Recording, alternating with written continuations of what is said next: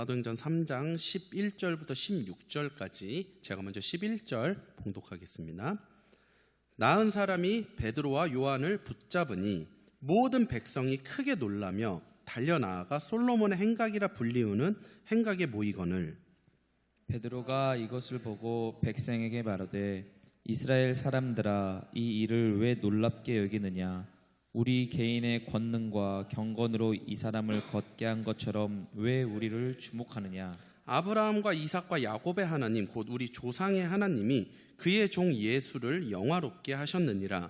너희가 그를 넘겨주고 빌라도가 놓아주기로 결의한 것을 너희가 그 앞에서 거부하였으니, 너희가 거룩하고 의로운 일을 거부하고 도리어 살인한 사람을 놓아주기를 구하여 생명의 주를 죽였도다. 그러나 하나님이 죽은 자 가운데서 그를 살리셨으니 우리가 이 일의 증인이라. 그 이름을 믿음으로 그 이름이 너희가 보고 아는 이 사람을 성하게 하였나니, 예수로 말미암아 난 믿음이 너희 모든 사람 앞에서 이같이 완전히 낫게 하였느니라. 아멘. 할렐루야. 오늘도 이 예배 나오신 모든 성도님들을 환영하고 축복합니다. 이 예배를 통하여서 하나님 나라의 확장에 쓰임받는 삶으로 준비되는 귀한 성도님들 되시길 간절히 바랍니다. 자, 오늘 이제 사도행전 3장에는 사도행전의 첫 번째 기적 사건이 등장을 해요. 이 베드로와 요한이 성전에 기도하러 가다가 40년 된 안진뱅이를 만나게 되죠. 그리고는 은과 금을 구걸하고 있는 그에게 예수의 이름을 선포해서 그 질병을 고치게 됩니다. 그리고 나서 우리가 읽은 11절로 이어지는데요. 11절에 나은 사람이 베드로와 요한을 붙잡으니 모든 백성이 크게 놀라며 달려나아가 솔로몬의 행각이라 불리는 행각에 모이거늘. 이제 베드로와 요한은 그 이적을 행하고서 그냥 빠지려고 했는데 이 안진뱅이가 이 둘을 붙잡는 겁니다. 못 가게. 그것 때문에 지금 이 솔로몬의 행각이라는 곳에 많은 사람들이 모이게 되었고, 이 베드로와 요한은 그들에게 복음을 선포할 수 있는 기회를 잡게 돼요. 그래서 이제 12절부터 26절까지가 이제 베드로의 두 번째 사도행전 설교인데요. 솔로몬 행각 설교라고 알려진 부분입니다. 당시 이 솔로몬 행각은 그 유대의 랍비들이 자기의 이제 제자들을 가르치고 공부시키는 그런 곳이었는데, 지금 보면은 예수 그리스도를 선포할 수 있도록 하나님께서 상황과 환경을 만들어주고 있음을 볼 수 있어요. 우리가 보통 내가 이렇게 전도하고 싶은 사람이 있잖아요. 없으십니까? 사실 예수를 믿는 사람 중에 전도를 안 하고 싶은 사람은 한 사람도 없어요. 이제 그거를 행동으로 옮기는 게 어려울 뿐이지 이제 마음은 누구나 가지고 있습니다. 왜냐면 우리가 왜 좋은 음식 먹으면 왜 생각나는 사람, 같이 먹고 싶은 사람이 생각나는 것처럼 내가 진짜 예수 생명을 경험하고 나면 그 기쁨을 다른 누군가하고도 나누고 싶은 게 우리의 본능이에요. 그래서 사실 내 마음에 전도할 마음이 안 생긴다는 것은 지금의 신앙생활이 그렇게 기쁘지가 않다는 것을 의미합니다. 그리고 아직 복음의 생명수를 깊이 있게는 마시지를 못한 거예요.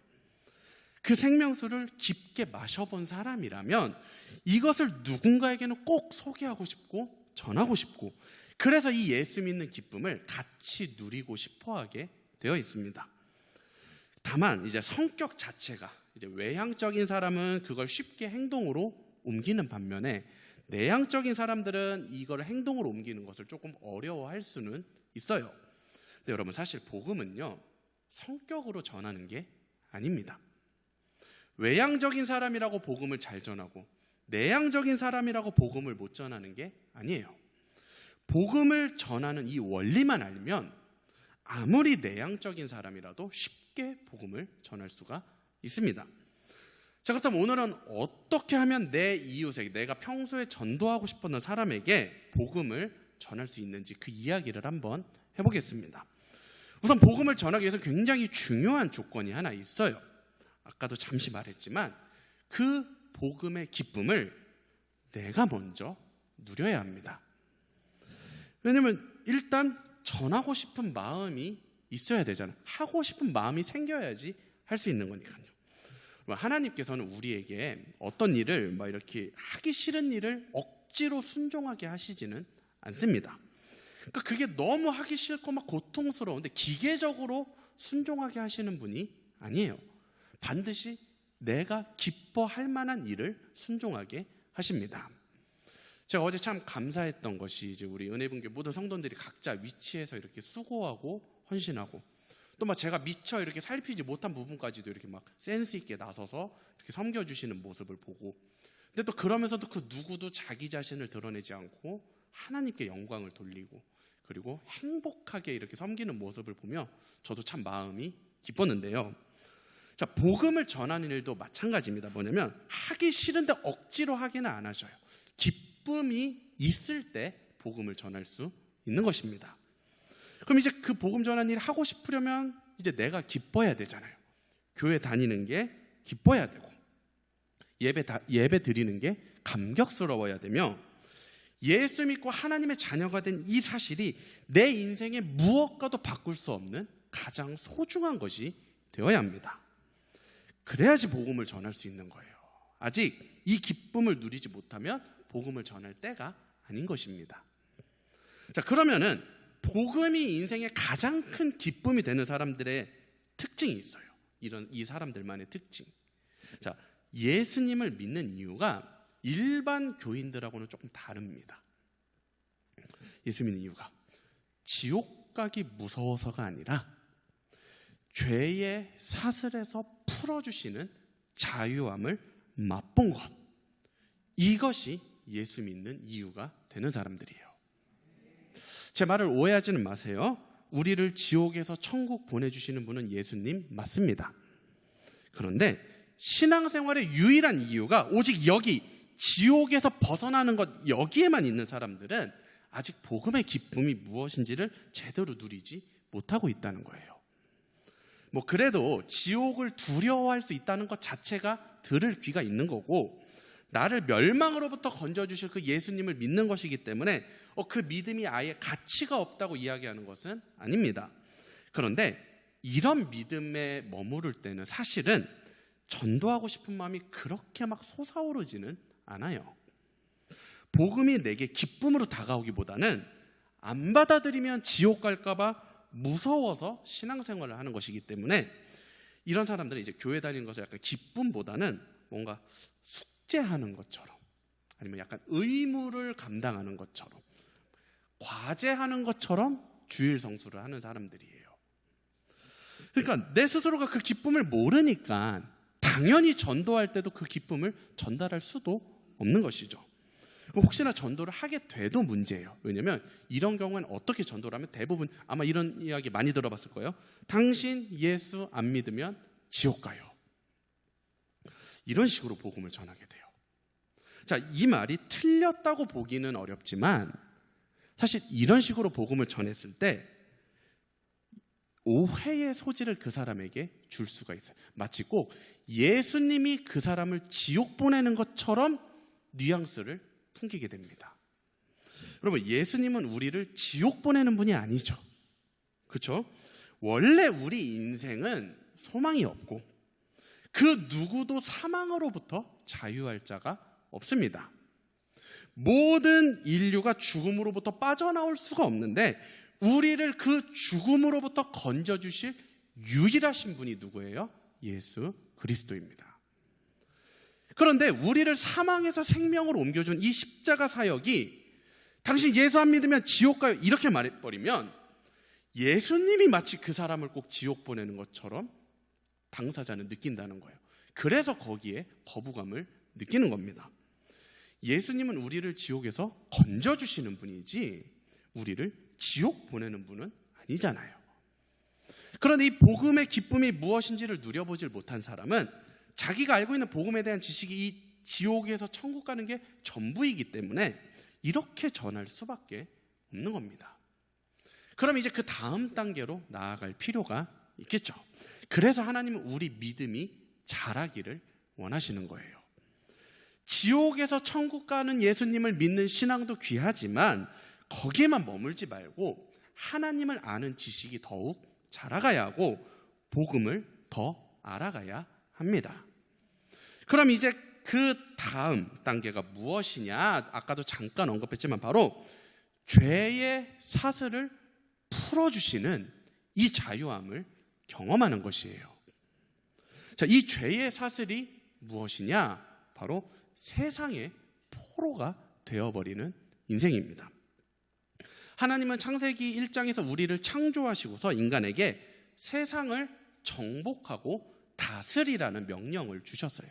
이게 창조 명령이거든요. 그런데 선악과를 먹고 타락한 인간은 세상을 정복하고 다스리기보다는 그 세상에 휘둘리고 세상의 포로가 되어버리는 삶을 살게 됩니다.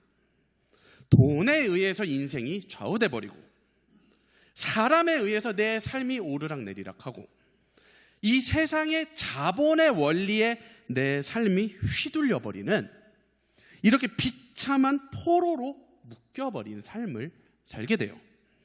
이게 바로 세상의 포로가 되어버린 삶입니다. 죄의 사슬에 묶여버린 상태예요.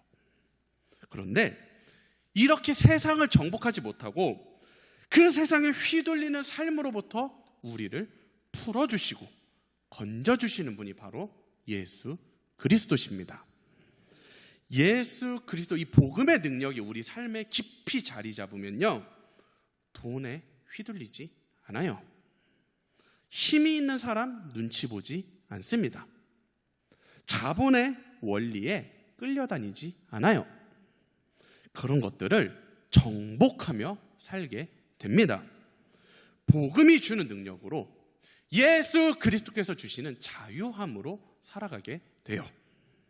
이 자유함을 맛볼 때 이전과는 비교할 수 없는 기쁨이 내게 찾아오게 됩니다. 자, 어제 우리 설립 예배 때 축사해 주신 목사님 중에 250대 1에 대해서 말씀하신 목사님 기억나시죠? 지금 개척의 시대가 250대 250개의 교회가 개척이 되면 그 중에 딱 한 교회만 살아남고 부흥하게 되는 시대.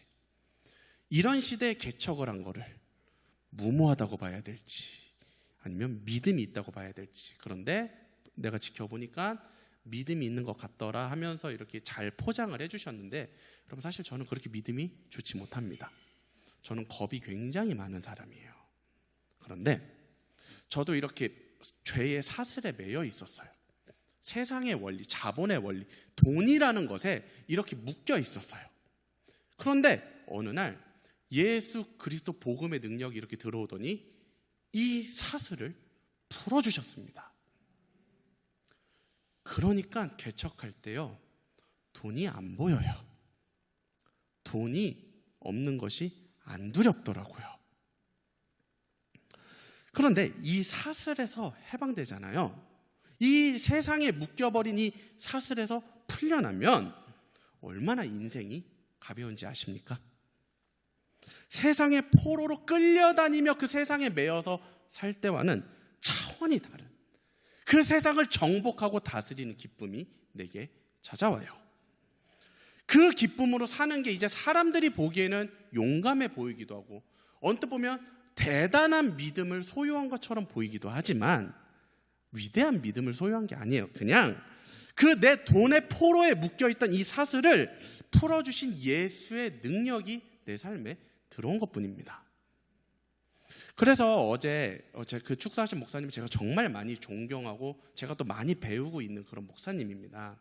그런데 결례를 무릅쓰고 제가 그 축사를 조금만 수정할게요. 믿음 있는 자가 개척을 하는 것이 아니라 이 사슬을 풀어주시는 그 은혜를 입은 자가 개척할 수 있는 거예요. 이 복음이 주는 자유함을 느끼면 이 자유함을 이제는 내 주변 사람들과 함께 나누고 싶어집니다. 저 사람도 나처럼 이 고통에서 벗어났으면 좋겠는데, 그 세상에 매여서 사는 세상의 포로의 삶으로부터 좀 벗어나서 가볍게 좀 살았으면 좋겠는데, 이게 바로 복음을 전하고 싶은 마음입니다. 내가 세상의 포로가 돼서 살 때 그렇게 고통스러워, 그렇게 돈에 절절매서 성공에 절절매서 막 열등감에 절절매서 살았는데 이 복음의 능력이 나를 죄의 사슬로부터 풀어주니까 이렇게 자유하고 너무 좋다고 이 기쁨을 함께 누렸으면 하는 그 마음인 거예요. 이 기쁨이 내게 올 때가 진정으로 복음을 전할 때입니다.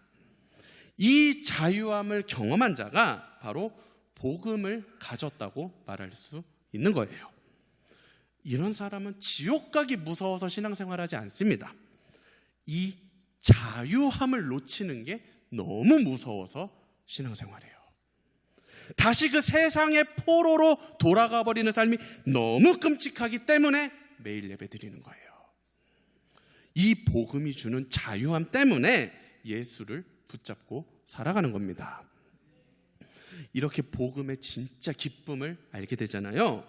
그럼 이제 오늘 본문에 나온 베드로와 요한처럼 자연스럽게 이 복음을 선포할 수 있는 상황과 환경을 하나님이 만들어 주십니다. 우리 본문 11절 한 번 더 같이 읽어볼게요. 시작. 나은 사람이 베드로와 요한을 붙잡으니 모든 백성이 크게 놀라며 달려나아가 솔로몬의 행각이라 불리우는 행각에 모이거늘. 자, 이 베드로와 요한이 어찌하다 보니까 사람들에 의해서 이 솔로몬 행각에서 설교를 하게 됩니다. 보세요, 이 사도들이 우리가 딱 저기 가서 이렇게 병자를 고쳐서 이렇게 사람들 모아놓고 설교 한 번 딱 하면 복음이 퍼지지 않을까? 이런 전도 계획을 세우지 않았어요.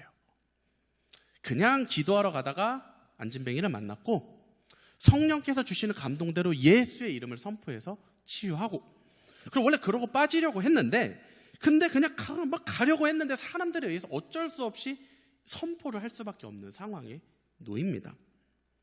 예수를 선포할 수 있도록 하나님께서 모든 상황을 다 조성해 주신 거죠. 여러분, 내가 진짜 복음을 가지고 있으면요, 내가 억지로 상황을 만들 필요가 없습니다. 진짜 그 자유함을 맛보고, 그래서 그 기쁨을 누군가와 함께 누리고 싶어하는 사람에게는 하나님이 그 복음을 선포할 수 있는 자리를 만들어 주셔요. 이게 바로 하나님께서 허락하시는 상황입니다. 여러분, 상황을 일부러 만드는 것만큼 어색한 건 없잖아요. 그렇죠? 복음은요, 자연스러운 상황에서 전하게 되는 겁니다. 하나님께서 만들어주시는 자연스러움. 여러분이 진짜 복음을 가지고 있으면 이 상황을 반드시 하나님께서 여러분에게 주십니다. 그럼 그 상황에 순종해서 물 흐르듯이 대화하면서 그 대화를 이어나가면 돼요. 자, 그런데 이렇게 진짜 복음을 가지고 있어서 하나님께서 상황을 만들어주시는 사람들의 특징이 있어요. 자, 지난 주일에 선포된 말씀이 증인의 역할이었죠. 자, 증인이 뭐였어요? 나를 증명하는 삶이 아니라 예수 그리스도를 소개하는 삶입니다. 이미 복음이 주는 자유함을 맛보았다는 것은 내가 성령 받은 증인이라는 뜻이거든요. 증인인 사람들은 자기를 증명하지 않아요. 누구를 증명하느냐? 우리 12절 말씀 같이 읽어보겠습니다. 시작. 베드로가 이것을 보고 백성에게 말하되 이스라엘 사람들아, 이 일을 왜 놀랍게 여기느냐? 우리 개인의 권능과 경건으로 이 사람을 걷게 한 것처럼 왜 우리를 주목하느냐? 베드로가 이제 그곳에 있는 백성들에게 먼저 이렇게 얘기해요. 이스라엘 사람들아, 이 일을 왜 놀랍게 여기느냐? 왜 놀라고 있냐고 해요. 그런데 여러분, 사실 이거 놀랄 만한 일 아닙니까? 40년 동안 안진뱅이였던 자가 고쳐졌는데 이건 누가 봐도 놀랄 만한 일이에요. 근데 베드로가 뭐를 지적하냐면 이들이 놀라고 있는 그 감정을 지적하는 게 아니라, 여기 뭐라고 나오냐면 우리 개인의 권능과 경건으로 이 사람을 걷게 한 것처럼 왜 우리를 주목하느냐. 그들이 주목하는 대상을 지적하고 있습니다. 지금 왜 이거를 우리가 고친 것처럼 바라보고 있느냐, 이거를 지적하는 거예요. 지금 이 안진뱅이가 고쳐진 것은 우리가 고친 게 아닌데 왜 우리가 한 것처럼 바라보고 있냐. 여러분, 증인들의 특징은요, 하나님의 역사가 나타났을 때 그 시선을 자신들이 받는 것을 굉장히 부담스러워합니다. 자신들이 한 것이 하나도 없기 때문이에요. 그래서 이 능력이 어디로부터 왔는가, 그걸 설명합니다. 우리 16절 같이 읽을게요. 시작.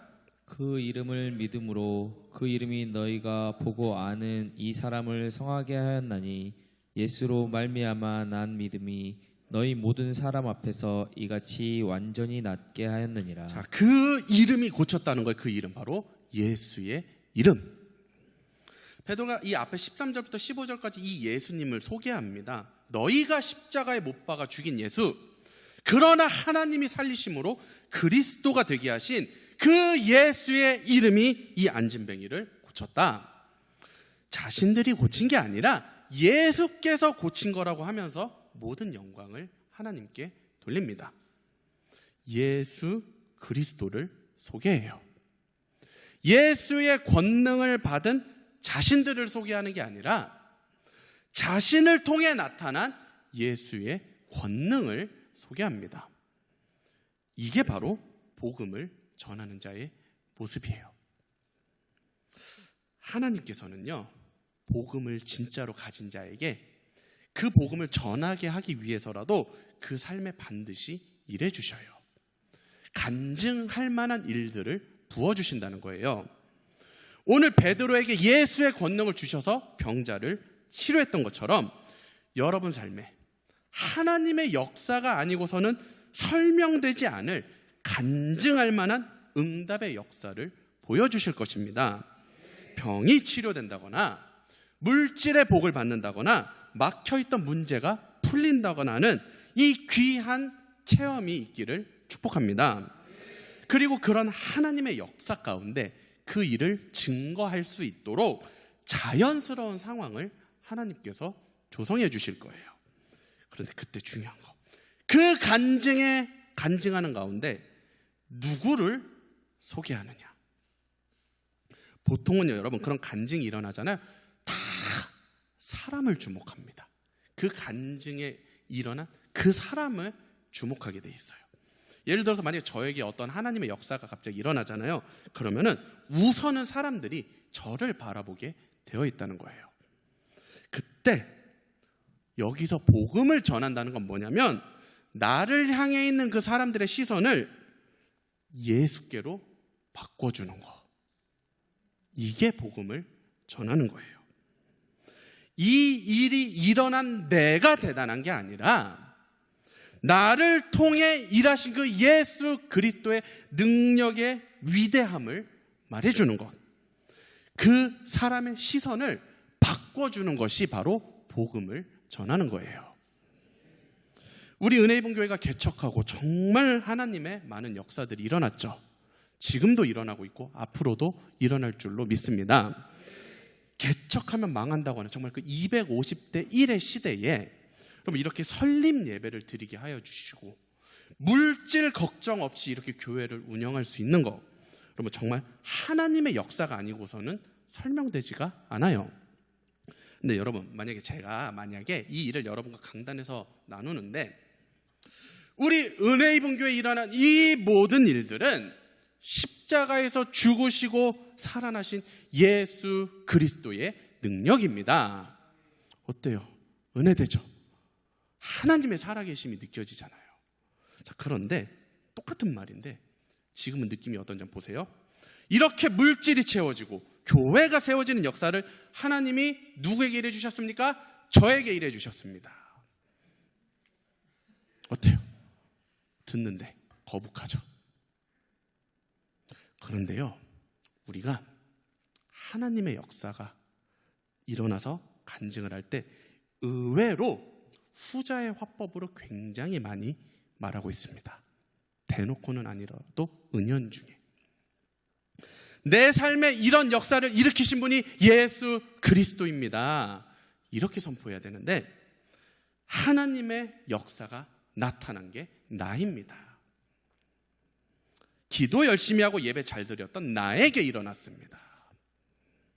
이렇게 나를 증거하고 있다는 거예요. 여러분, 자신이 하는 말의 마침표가 뭐로 끝나고 있는지 한번 잘 살펴보십시오. 하나님으로 끝나고 있는지 나로 끝나고 있는지. 내 삶에 일해주신 분은 하나님이야 이렇게 끝나고 있는지, 아니면 하나님의 역사가 일어난 게 나야 이렇게 끝나는지. 복음은요, 내게 역사해 주신 하나님을 증거하는 것이지 하나님의 역사가 나타난 나를 증거하는 게 아닙니다. 내 삶에 일어난 예수 그리스도의 능력을 소개하는 것이지, 예수 그리스도의 능력이 나타난 나의 위대한 믿음을 소개하는 게 아닙니다. 하나님께서 진짜 복음을 가진 자, 물론 아직 온전하지는 않을 수 있어요. 그러나 일정 부분이라도 이 복음이 주는 자유함을 경험한 자에게 그가 복음을 선포할 수 있는 자연스러운 상황을 만들어 주실 거예요. 여러분의 삶에 간증할 만한 응답의 역사를 보여주실 것이고, 그것을 증거할 수 있는 기회를 주실 것입니다. 그것이 오늘 이 베드로와 그 요한처럼 많은 사람들 앞일 수도 있고요, 아니면 1대1로 대화하거나 권면하는 상황이 될 수도 있습니다. 그런 상황을 하나님께서 만들어 주셨을 때 나를 증거하는 자가 아니라 예수 그리스도를 증거하는 자가 될 수 있기를 간절히 바랍니다. 그런 상황을 만들었을 때 여러분이 선포하는 복음을 통하여서 하나님의 영광이 나타날 줄로 믿습니다. 그렇게 소개되는 예수 그리스도를 통하여서 그 영혼이 변화될 줄로 믿습니다. 그리하여서 이 하나님의 나라가 거침없이 확장하는데 예수를 소개하는 증인의 삶으로 쓰임받는 귀한 성도님들 되시기를 주님의 이름으로 축복합니다. 기도하겠습니다. 하나님 감사합니다. 우리에게 귀한 은혜 주시고 특별히 복음의 은혜를 허락하시어 세상의 포로로 살아가는 우리의 죄의 사슬을 끊어주신 예수 그리스도의 십자가 능력을 허락해 주심을 감사합니다. 주님, 그러나 주께서 그런 복음의 능력을 주셨음에도 불구하고 우리는 여전히 그 사슬을 다시 매는 방향으로 내 삶이 가고 있습니다. 다시 세상에 가서 포로가 되려고 하고 다시 자본의 노예가 되고 그 세상의 원리에 이끌려서 살아가고 있는 이런 우리를 불쌍히 여겨 주시옵소서. 그러나 이런 우리를 그냥 두지 않으시고 우리의 죄의 사슬을 끊으시어 자유함을 주신 그 하나님의 능력을 찬양합니다. 그러나 주님, 우리가 그 하나님을 찬양하는 것으로 끝나는 것이 아니라 그 복음이 주는 자유함과 기쁨을 전하는 자가 되게 하여 주시옵소서. 주께서 자연스러운 상황을 만들어 주셨을 때 그 상황이 복음이 증거되는 시간이 되게 하여 주시옵소서. 나를 증거하는 시간이 아니라 예수 그리스도가 증거되어서 그 영혼이 변화되고 주께서 구원 얻는 영혼에게 심부름으로 쓰임받는 우리 모두가 되게 하여 주시옵소서. 감사를 드리며 예수님의 이름으로 기도드립니다. 아멘.